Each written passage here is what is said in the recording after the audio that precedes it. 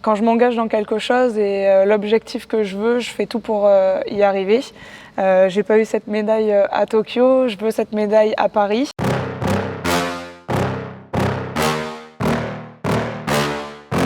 Yeah. Please tell me that I can't, that I won't, that I fail, that I'll never make it out, yeah. Please tell me all the bad, never good, fill my head full of every single doubt, yeah. Salut à tous, on est dans cette magnifique salle du Prado à Bourges pour recevoir une joueuse, ou plutôt qui nous reçoit, c'est Laetitia Guapo. Comment ça va Laetitia? Ben, ça va, super, merci. Je sais pas comment te présenter parce que pour moi tu es celle qui a tout gagné, ou presque, cette année. Championne de France, d'Europe avec Bourges aussi, en 3-3, championne de France, championne d'Europe, championne du monde. T'as eu le droit à un peu de repos ou pas? Pas vraiment, mais j'en demandais pas, donc c'était cool. Parce que c'est tout l'été le 3-3, on rappelle, C'est ça. sur 3 mois et demi, 4 mois quasiment. Ouais, c'est ça, j'ai enchaîné direct depuis la fin de saison avec Bourges, début juin, et j'ai fini vers le 20 et quelques septembre. Il y a beaucoup de choses à évoquer avec toi Laetitia. J'ai envie de revenir déjà dans le passé. On sait que tu es une pure auvergnate, tu as grandi du côté de Clermont-Ferrand. Tu es né en 95 d'un père footballeur, d'une mère basketteuse. Le sport, c'est une institution dans ta famille? Ouais, c'est ça. Pas du tout du monde professionnel, plutôt loisir, mais c'est vrai que j'ai une famille très sportive.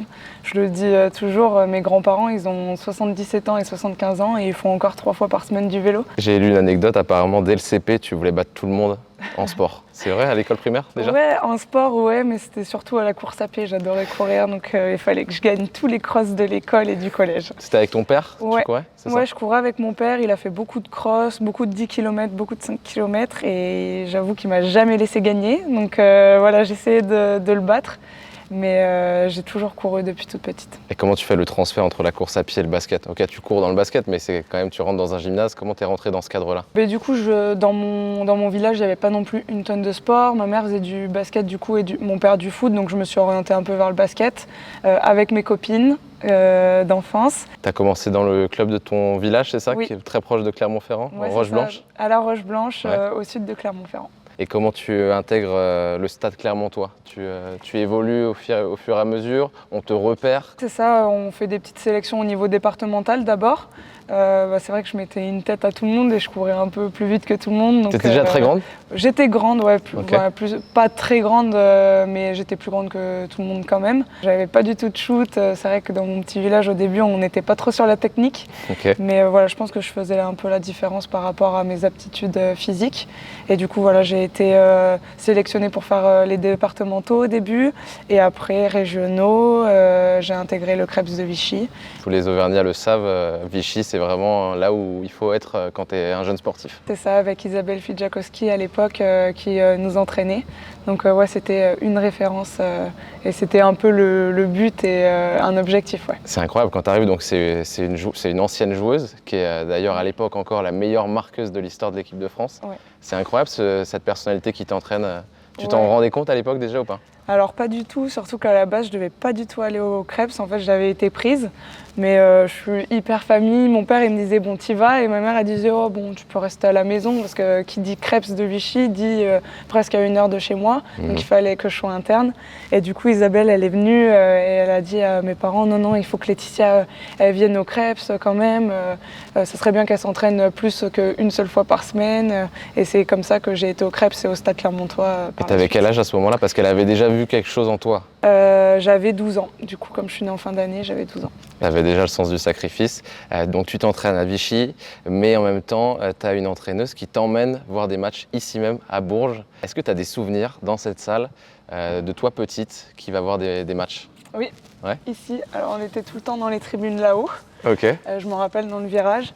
À l'époque c'était l'ancien Prado, c'était pas ce beau Prado, mais ouais, en fait, le stade Clermontois avait coulé juste avant, donc le club phare, c'était Bourges pour nous, c'était le club phare pour la France entière, mais c'est vrai que c'était le plus proche. Et du coup, Isabelle qui a joué ici, du coup, il y a son maillot d'ailleurs là-haut. Bien sûr. Et nous emmenait voir des matchs, donc c'était incroyable. On venait souvent pour des matchs d'Euroleague, du coup, le mercredi soir, vu qu'on était à l'internat à Vichy. Et Isabelle n'avait pas des places premier rang en tant qu'ancienne joueuse? Comment ça se fait que tu étais là-haut? Je sais pas, vu qu'on était sur sûrement un groupe, on devait être là-haut. Ouais, voilà. parce que vous faisiez des bêtises aussi, j'imagine. Peut-être. Est-ce que quand tu vois, donc c'est la génération quoi, du Merck quand tu viens voir Oui, les Pauline Salagnac. Salagnac, ok. J'étais fan de Pao parce C'est que vrai c'était une Clermontoise aussi. Toi, quand tu vois ces joueuses-là, les Céline Dumerc, les Pao Salagnac, comme tu disais, est-ce que dans ta tête, tu te dis c'est ça que je veux faire, c'est le haut niveau qui m'intéresse? Au début, pas vraiment, j'étais vachement axée sur les études. Donc je me disais, ouais, ça doit être cool quand même d'avoir leur vie, de jouer au basket tout le temps et tout ça. Mais c'est vrai que je m'étais pas dit, il faut que je fasse du basket à tout prix. Donc tu es au Krebs et tu vas intégrer l'INSEP. Oui. Comment tu intègres l'INSEP? Du coup, pareil, donc c'est sélection départementale, régionale. Après, c'est interzone. Donc moi, c'était Auvergne-Bourgogne, Lyonnais. Et après, au final, en fait, ça s'agrandit. Donc on était la région centre. Okay. Et on jouait contre toutes les autres grandes régions de France. Et de là, en fait, ils essaient de sélectionner les 10 meilleurs de chaque année. Donc moi, c'était les filles nées en 1995. Et du coup, voilà, les 10 potentiels pour être pris à l'INSEP. Et je faisais partie de ces potentiels-là. Tu devais être hyper heureuse dans un cadre comme l'INSEP. C'est le paradis pour toi. Ouais, bah, comme je disais tout à l'heure, quand je venais à Bourges voir les basketteuses faire que du basket de leur vie, entre guillemets, et ben, c'était pareil quand je regardais les Jeux Olympiques et je me disais, purée, ça doit être énorme d'être à leur place et tout. Et en fait, en intégrant l'INSEP, ben, tu es avec Teddy Riner, tu es avec Clarisse Agbenienou, tu es avec les plus grands sportifs de tous les sports un peu qui préparent les Jeux Olympiques. Les gymnastes, Samir, enfin tout le monde. Toute cette génération-là, voilà, tu les as croisés. Ben, j'étais avec eux à l'INSEP en fait. Les entraîneurs d'athlètes ne sont pas venus te chercher, Laetitia, tu cours vite là, tu veux pas venir chez nous? Non, je pense qu'ils m'ont pas remarqué, mais c'est pas grave, j'étais bien au basket. Après l'INSEP, comme beaucoup de jeunes joueuses, tu vas intégrer un club, c'est le club de Nice. Pour autant, quand tu arrives dans ce club-là, tu te lances dans une licence pour devenir prof de sport. Ouais. Comment t'expliques ça? Est-ce que c'était un objectif de sécurité? Eh bien, je signe à Nice déjà en Ligue 2, donc Ouais. contrairement à certaines de mes coéquipières qui ont direct été en Ligue féminine, moi je savais que je voulais mener mon double projet. Et la première année, j'ai même fait une année de médecine. Du coup, basket et médecine, c'était chaud. Donc je me suis ravisée au début un peu par dépit, entre guillemets, en STAPS, et en fait j'ai adoré. Tu deviens enseignante et en même temps joueuse de deuxième division. Comment tu arrivais à faire les deux sur les mêmes semaines avec l'intensité des entraînements? L'année du concours, j'étais à Reims, donc c'était bien parce que c'était une grosse année. Vraiment, par rapport à l'année de médecine, c'était un peu, c'était des connaissances différentes, mais beaucoup de connaissances à ingurgiter. Donc c'était cool que je sois sur place. Et après, j'ai signé à Mâcon. Et de là, par contre, vu que j'étais prof, je devais aller enseigner à Bourg-en-Bresse et je devais finir mon master à Lyon. Donc j'étais dans un triangle. Donc Mâcon-Lyon, c'est 1 heure. Mâcon-Bourg-en-Bresse, c'est 45 minutes. En voiture, tout ça? En voiture. Ok. Donc entre les entraînements, je mangeais dans ma voiture, je me douchais en 2 minutes. Ouais. Mais c'était cool, c'était vraiment mon équilibre. J'adorais avoir quelque chose en dehors du basket, pas penser tout le temps qu'au basket. Et ça me faisait du bien de rencontrer d'autres personnes aussi, que ce soit mes élèves comme des étudiants aussi à la fac avec moi. Ça t'a jamais mis en difficulté par rapport à tes clubs? Si, j'avais souvent des réflexions, ah bah tu peux pas savoir, t'étais pas là ce matin par exemple, ou des choses comme ça, où c'est vrai que à l'époque, mon contrat, c'était un peu négocié en fonction de je vais devoir louper des entraînements, je vais avoir des partiels, etc. Donc voilà, le salaire, mon agent essayait tout le temps de négocier un peu pour pouvoir faire en sorte que je puisse combiner les deux. C'est pas quelque chose de bien vu forcément, un double cursus comme ça dans le monde professionnel? Je pense que ça commence à s'améliorer et en filles, quand même, je vois contrairement au basket masculin, je pense que c'est un peu mieux vu. Mais c'est vrai que forcément, t'es basketteuses, tu dois être performante sur le terrain. Donc si tu vas en cours, ça veut dire que tu te lèves tôt, tu fais moins de sieste, tu as moins de récupération. Donc forcément, c'est pas forcément des choses compatibles avec le haut niveau, mais faut savoir faire la part des choses. Et voilà, quand tu as un objectif, voire deux, moi, je sais que quand j'ai un objectif comme ça, je m'investis à 100% dans chacun des objectifs et jamais j'ai été moins performante parce que j'allais en cours ou que voilà, j'essayais de tout faire. Ça a été le cas d'ailleurs d'Iliana Rupert qui l'année dernière est MVP du championnat et je crois qu'elle était en même temps dans les études, elle était en plein cours. Elle continue ses cours et tout, donc son école à distance, donc ça c'est cool aussi de pouvoir faire des cours à distance. Tu passes donc par Nice, par Roanne, par Reims Oui. et tu atterris donc à Charnay. donc en deuxième division. Et là, tout s'accélère pour toi. C'est l'année 2019. C'est une année un petit peu qui change tout, non? Ouais, c'est ça. C'est l'année juste après mon concours. Donc là, j'étais prof. Je m'étais titularisée. Donc j'avais fait mon année. En fait, quand tu es prof, tu dois faire une année à mi-temps, le temps de finir ton master. Et après ça, tu es titularisé. Donc là, j'ai pu prendre une dispo et me consacrer qu'au basket. Donc j'avoue qu'au début, j'aimais bien avoir les deux pour me changer l'esprit. Mais ce qui était bien aussi, c'est de pouvoir me reposer en dehors des entraînements, faire un peu plus de sang kiné, mieux manger, mieux dormir, etc. Tu es la joueuse majeure de cette équipe de Charnay. Vous montez dans l'élite parce que vous faites des finales en plus de rêve. J'ai ce souvenir toujours d'Antoine Griezmann qui est de la région, qui voit votre match dans une ambiance, c'était tout rose de partout, les Pinkies là. Un souvenir inoubliable, c'était énorme de participer comme ça à la montée d'un club qui n'avait jamais connu ce niveau-là. L'engouement du public, c'était une petite salle, c'était un vrai petit chaudron. Donc ouais, c'était cool. Puis on avait vraiment trimé toute l'année. On avait fait une saison de ouf, mais vraiment on l'avait mérité. On n'avait jamais de jour off, même après des victoires. Je me rappelle les séances vidéo du lundi, c'était à chaque fois comme si on avait perdu alors qu'on gagnait tous les matchs, quoi. Tu reviens en LFB parce que tu avais connu ça avec Nice un petit peu. Est-ce que tu as été sollicité par d'autres clubs que Charnay qui voulaient te garder? Non, j'avais 2 ans de contrat, donc Okay. J'avoue que pour moi c'était logique en fait de monter avec son club. Ouais.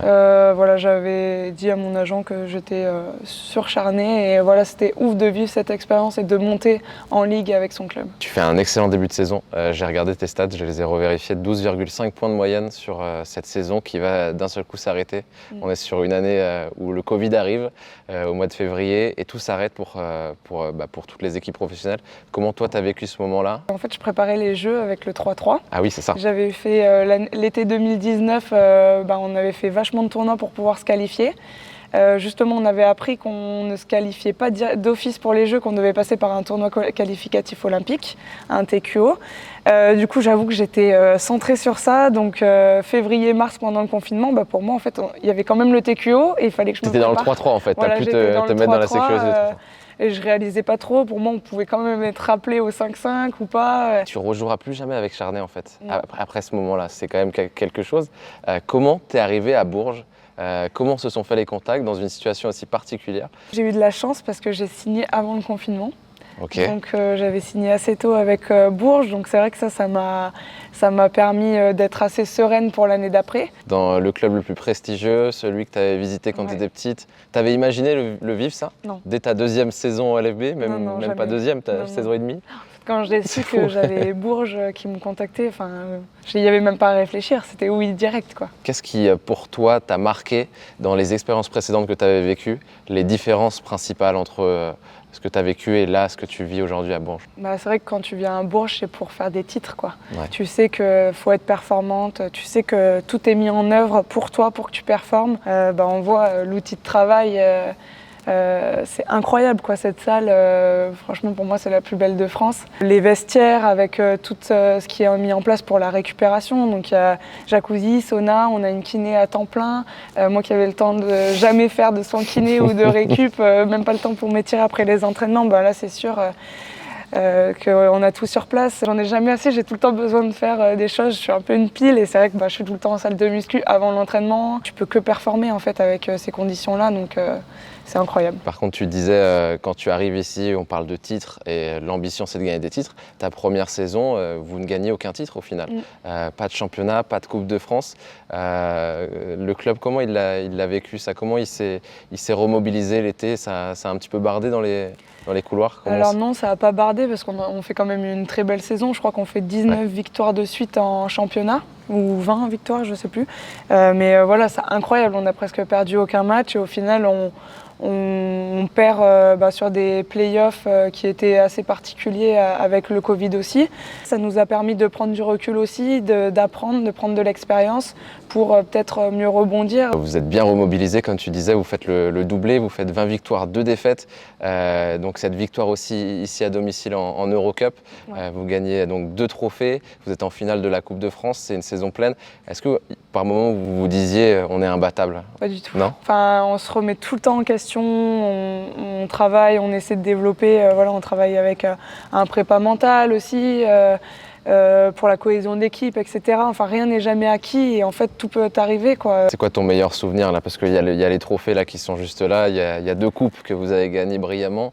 Est-ce que ça fait partie de tes meilleurs souvenirs? Est-ce qu'il y en a d'autres qui te viennent sûr. Ouais. Bien sûr, c'est vrai que jouer l'Eurocup à la maison, si on m'avait dit ça, en plus par exemple en demi-finale, le match est presque perdu et au final on le gagne sur le fil avec le lay-up de Sarah Michel en contre-attaque. Incroyable. Et après la finale à Lyon, après beaucoup de rebondissements tout le long des playoffs. C'était vraiment magique aussi. C'était vraiment l'accomplissement d'une année qui a été longue quand même. Ça n'a jamais été facile. Ce que me disait Sarah Michel quand vous avez remporté le titre de championne de France, elle me disait que c'était la saison la plus difficile mentalement. Ouais, franchement, c'était dur. On dirait pas comme ça comme maintenant quand on voit ça, on se dit mais comment ça? Qu'est-ce que tu racontes, Sarah? Et tout. Mais ouais, non, c'était dur. Quand tu vois l'Asvel qui recrute cet été des grands noms, c'est le retour de Sandrine Gruda, de Gabi Williams, tu te dis ça va être encore plus difficile cette année? Ouais, ça va être plus difficile, mais comme les autres équipes aussi. On voit que nous, on a un petit peu bougé, que d'autres grosses équipes ont fait des gros rosters. Donc voilà, pour être les meilleurs, il faut essayer de battre les meilleurs, comme on dit tout le temps. Mais c'est cool, franchement, que des joueuses comme ça reviennent en ligue, parce que déjà qu'on a une ligue hyper compétitive. Et ouais, dans le monde entier, en fait, la France est réputée. Et là, ça hausse encore plus le niveau, donc c'est trop cool. On aura remarqué qu'on n'a pas encore parlé beaucoup de 3-3. Déjà, cette discipline, pour toi, tu la vois comme une autre discipline ou tu la vois comme une continuité de ce que tu fais dans le 5-5? Une continuité. Ouais. Vraiment, je le vois pas comme 2 disciplines à part entière. Souvent, on me dit, mais pourquoi tu fais pas que du 5-5? Pourquoi tu fais pas que du 3-3, etc. Je sais que le 3-3 m'apporte beaucoup pour le 5-5 et que le 5-5 m'apporte beaucoup pour le 3-3. Comment tu découvres ce 3-3? Moi, je suis remonté un peu dans les archives. Ton premier tournoi, c'est 2013. Ouais, c'était à l'INSEP. L'INSEP. Ouais, c'était à l'INSEP. Richard Billan, du coup, l'ancien sélectionneur, commence à faire un peu des tests pour voir quelles pourraient être les équipes qui partent pour les différentes compétitions jeunes. À l'époque, il y avait du 3-3 mixte. Donc j'ai commencé un peu avec les filles, mais aussi en mixte. Et au final, j'en refais pas jusqu'en 2016 où je fais les championnats du monde universitaire. Avec Caroline Herriot. Avec Caro Herriot, exactement. On a fait championne, c'était trop bien. Et il y avait Alex Vialari aussi chez les garçons. Après l'été 2017, je suis appelée avec les seniors. L'été 2018, je passe mon concours, donc là, je peux pas y aller. Et 2019, je reviens dans la compétition au 3-3. Donc en fait, 2019, c'est une année en or pour toi en fait. Qu'est-ce qui fait une bonne joueuse de 3-3? C'est vraiment la polyvalence. Que ça soit en attaque, en défense, pouvoir attaquer, mais aussi shooter et défendre sur des petits comme sur des grands. L'endurance aussi, ce côté où il faut le savoir pour ceux qui ne sont pas habitués du 3-3, vous jouez pendant toute une journée. Parfois, un tournoi se passe sur une journée. Ouais. Répéter les niveaux d'intensité du matin au soir, ça fait partie aussi des qualités. Ouais, c'est ça, pouvoir se réchauffer aussi, ça c'est le plus dur au 3-3 quand on a 3-4 matchs par jour. Dans des lieux un peu improbables aussi. Voilà, dehors, dans le noir, avec les flashs des kinés et des médecins pour la Coupe d'Europe, ça s'est passé comme ça. Avec la possibilité de voyager dans des pays incroyables, avec des cadres aussi incroyables, parce que vous jouez dans des lieux, vous avez joué devant la Tour Eiffel, mais pas que, vous jouez dans des centres commerciaux. Il y a eu un cirque une année. T'as joué dans un cirque? Non, moi j'ai jamais joué, mais Mareyev a joué dans un cirque. Donc ouais, incroyable, voilà, devant la Tour Eiffel, dans des grands malls, sur les plus belles places du monde. 2019 quand même, il faut en revenir là-dessus parce que moi c'est là que je te découvre. On est sur le port de La Rochelle, encore un lieu un petit peu atypique où vous battez en finale l'Espagne. Moi je te le dis, c'est un de mes moments préférés en tant que commentateur. J'ai adoré parce qu'il y avait tout, il y avait une ambiance, il y avait la météo qui était parfaite. Vous battez l'Espagne et ça reste un classique dans le basket.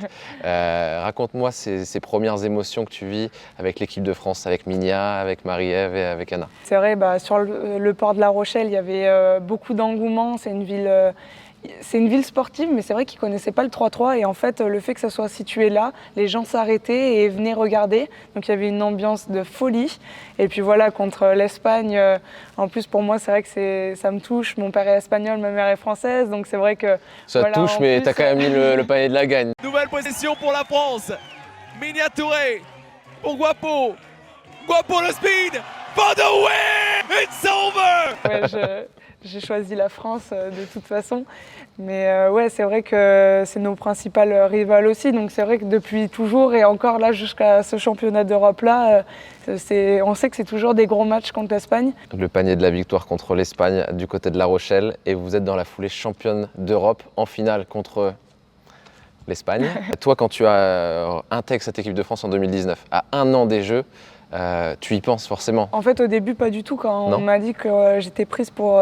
donc c'était la Coupe du Monde d'abord en juin Ouais. à Amsterdam. On fait 3e. Donc là, je me dis, ouais, c'est trop bien. Enfin, on a réussi quand même à faire quelque chose alors qu'on partait aussi au début. C'est step by step, quoi. Même si la France est toujours ambitieuse, c'est vrai qu'on ne sait jamais trop où se placer.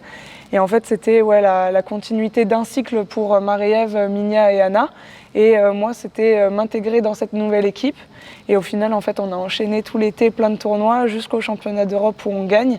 Et là, on s'est dit, ah ouais, là, je commençais à penser au JO, à la qualification. Vous y arriverez finalement au JO parce que vous faites un tournoi qualificatif de dingue. Il y a Minia qui casse un ticket. Bref, c'était des scènes incroyables. Donc vous allez à Tokyo. Déjà, vous vous sentez comme pionnière parce qu'en plus, on le rappelle, il n'y a pas d'équipe masculine en équipe de France. Ils ont fini 4e du TQO et c'était seulement les 3 premiers qui y allaient. Donc hyper déçus pour les garçons, on les a encouragés jusqu'au bout. En plus, ils jouaient après nous. Donc nous, on savait qu'on y allait et eux, en fait, on espérait juste qu'ils nous rejoignent. Et en fait, ils y vont pas. Donc franchement, ça nous a mis à tous et toutes un coup dans le moral, franchement, quand il y a eu cette 4e place. Mais voilà, on s'est dit, on va le faire pour eux aussi. On va aller au JO pour eux. Ça, voilà, on a 2 fois plus de force. Et on va au JO. Et c'est vrai qu'à la base... l'objectif était vraiment de faire une médaille. C'est pas vraiment ce qui s'est passé, ça a été vraiment très dur. Mais voilà, ça reste une expérience incroyable. Franchement, c'est les Jeux Olympiques. C'est vrai quand on dit on peut pas comprendre tant qu'on les a pas fait, c'est vrai, on peut pas comprendre tant qu'on les a pas fait. À jamais les premières en tout cas, parce que vous êtes Ouais. les premières françaises à avoir joué les JO dans cette discipline. Il y avait même Emmanuel Macron qui était venu vous voir dans ce stade vide. Ouais. Qu'est-ce qu'il vous avait dit, le président? Qu'il avait beaucoup de fierté, il nous a donné tous ses encouragements. C'était vraiment, c'était quelque chose aussi de spécial de jouer devant lui. C'est vrai qu'il y avait personne dans les tribunes et on savait qu'il y avait notre président dans Incroyable. les tribunes, donc c'est vrai que c'est incroyable. Il connaissait vos prénoms ou Oui, il connaissait Non. nos prénoms, il avait été briefé. Il avait bossé. Il avait bossé son sujet. Toi, ce que tu as vécu aux Jeux de Tokyo, évidemment c'est un rêve, mais dans une ambiance de huis clos un petit peu. Est-ce que tu as pu savourer un peu ce village, ses à côté aussi ou pas vraiment? C'est vrai que sur le village, c'était incroyable, quoi. On était avec Quand même. tous les sports. Ouais. C'est vrai que c'était spécial parce que quand on finissait notre compétition, on devait rentrer directement dans notre pays. Mais on a quand même pu faire la cérémonie d'ouverture. Même si c'était dans un stade vide, on savait que toutes les télés du monde étaient branchées sur cette cérémonie-là. Et puis voilà, on a côtoyé tous les sportifs français, mais aussi tous les sportifs mondiaux qu'on peut voir derrière notre télé. C'était impressionnant parce qu'il y avait des filles grandes, musclées de tous les côtés, des garçons affûtés. En fait, tout le monde était hyper affûté de tous les côtés. Et voilà, tout le monde était là pour le même objectif, faire une médaille. Il y avait de la bonne humeur, mais c'est vrai que ça se finit pas comme on aurait aimé. Tu l'as dit un petit peu, ce match contre les États-Unis, France-USA. Elle commence fort, les Américaines, mais vous revenez. Dans la dernière minute, vous égalisez à 16 partout. À 47 secondes, par contre, il va se passer un truc que moi, je n'avais jamais vu. C'est une erreur de ce niveau-là. L'arbitre décide de donner ballon aux Américaines alors que, clairement, il est pour la France. Est-ce que, toi, tu as digéré ce moment-là? Est-ce que tu as pardonné à l'arbitre et est-ce que tu l'as digéré? On est à 1 an après, là. Oui, franchement, je l'ai digéré. Puis pour moi, en fait, oui, peut-être c'est une erreur d'arbitrage, mais en fait, si par exemple on a 2 points d'avance, ça n'impacte pas notre jeu à ce moment-là. Forcément hyper déçu, mais voilà, je suis revancharde. Ça me donne beaucoup d'énergie, ça me donne beaucoup d'expérience aussi. Et voilà, juste envie de faire mieux aux prochains Jeux Olympiques, je l'espère. Et vous vous êtes bien vengé avec l'équipe de France en 2022. Je le redis, championne du monde, championne d'Europe aussi. Et puis tu as été championne de France. Été de fou. Il y a eu toutes les médailles que je voulais, donc ouais, vraiment incroyable. Je ne sais pas si j'avais imaginé de pouvoir faire tous ces titres, même en une carrière. Voilà, je suis juste trop fière et trop contente du parcours. Bon, du coup, en 2024 à Paris, on te voit en 3-3 ou en 5-5? En 3-3 bien sûr. C'est sûr? Mais j'espère pouvoir être qualifiée avec la France et faire partie de l'équipe aussi parce que voilà, jamais personne a sa place à vie en équipe de France. La concurrence est rude, on voit que toutes les équipes de France performent, que voilà, que ce soit en filles ou en garçons, il y a des bons et bonnes joueuses. Donc voilà, c'est trop bien, ça booste, c'est de nouveaux objectifs et nous, ça nous permet aussi de continuer à se développer, ne pas se reposer sur ses lauriers, etc. Jamais il y a eu de contact avec le 5-5 ou ça devient un objectif après Paris? Non, j'ai eu des contacts avec le 5-5, mais voilà, moi, ma position, c'est quand je m'engage dans quelque chose et l'objectif que je veux, je fais tout pour y arriver. J'ai pas eu cette médaille à Tokyo, je veux cette médaille à Paris. Et voilà, j'aime vraiment trop le 3-3. Pour moi, le 3-3 me correspond plus que le 5-5. Je prends beaucoup de plaisir au 5-5, vraiment énormément, mais c'est vrai qu'au 3-3, je suis la vraie Letty. Et voilà, pour rien au monde, c'est vrai que je voudrais changer cette position. Bon, en tout cas, on redit cette année 2022, félicitations encore parce que tu as gagné quasiment tous les titres possibles, que ce soit en 5-5 ou en 3-3. Et d'ailleurs, il y a la Fédération française de basket qui chaque année remet soit un trophée à un garçon ou à une fille, qui a été le basketteur ou la basketteuse de l'année, c'est le trophée Alain Gilles. Et tu fais partie des favoris. Pour moi, ça sera une fille cette année, je te le dis. Ah ouais. Ce sera toi ou Iliana Rupert. Ouais, bah y a des gros CV quand même. Il y a du monde. Ouais, il y a du monde. Mais regarde, là, il y a du CV aussi là.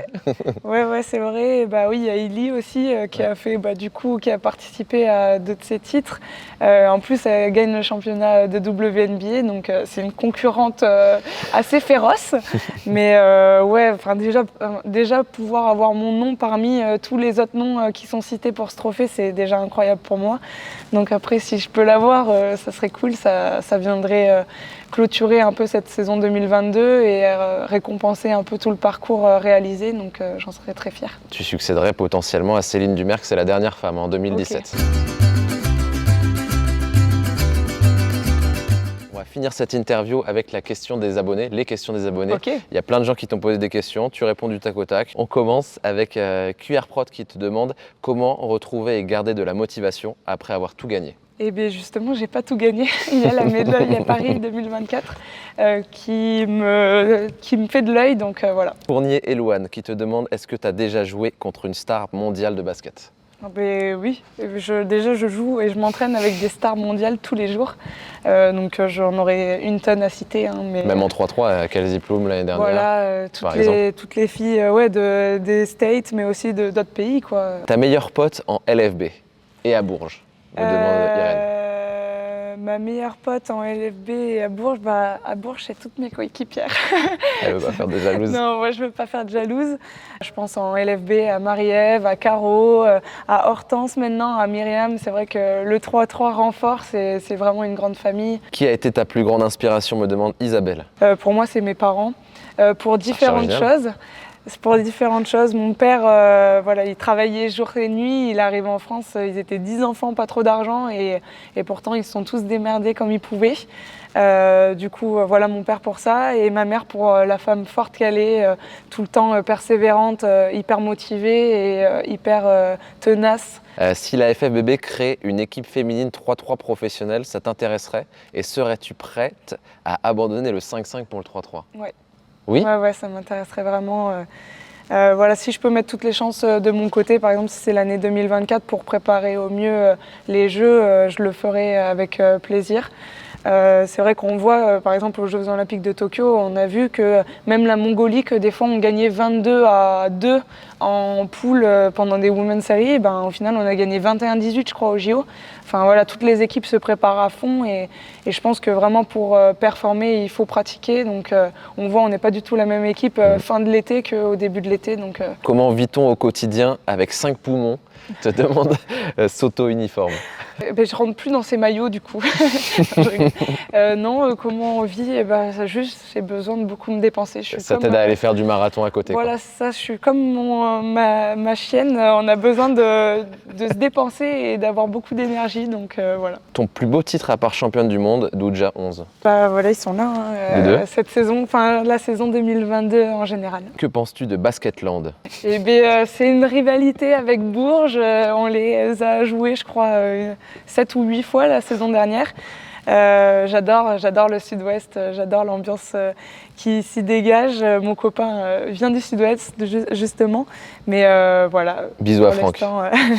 Pour l'instant, mon cœur est berruillé. Et enfin la dernière, c'est Didine Seguela qui te demande VG burger ou Aligo saucisse? Ça dépend quand, mais l'Aligo tout court, j'adore et ça vient de chez moi, ça vient de mon enfance, ça me rappelle des souvenirs depuis toujours, donc l'Aligo. Merci à elle pour sa question. Merci beaucoup Laetitia, c'était top. Qu'est-ce qu'on peut te souhaiter pour cette saison 2022-2023? Et bien de faire au moins pareil, et puis avec une qualif au JO à la fin de saison 2023. Merci beaucoup. Et à bientôt pour de prochaines vidéos. C'était Lucas et Laetitia pour une prochaine vidéo. À bientôt. Ciao. Salut!